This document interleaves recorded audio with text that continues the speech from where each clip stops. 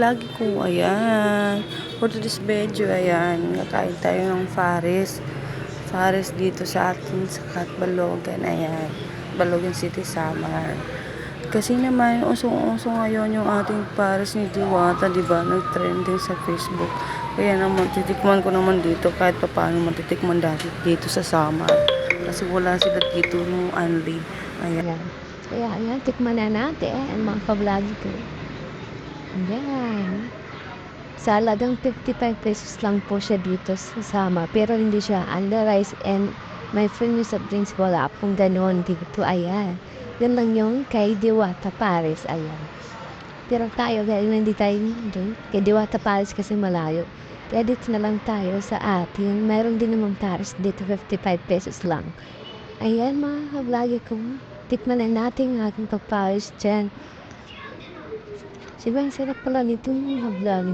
Tikman ko siya. Ayan po siya. Tapos malambot yung kanya. Pa-fire niya yan. Hindi ko lang alam kung baka ba yan. Ano, nagay niya dyan.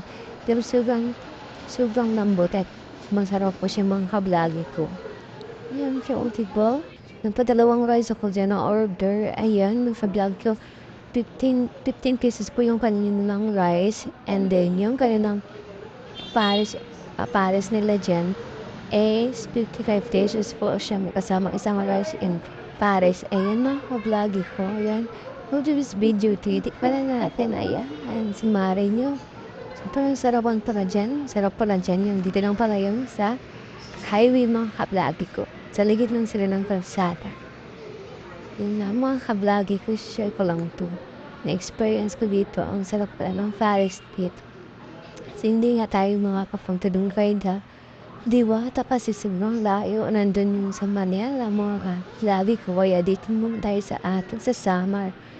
Kasi hindi ko alam kung sing lang sila ng lasa, pero para sa atin, parang hindi sila sing ng lasa mga ka-vlog.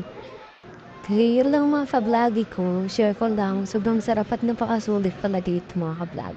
Yan lang mga See you ka-vlog my ko. next video. Bye. Next video.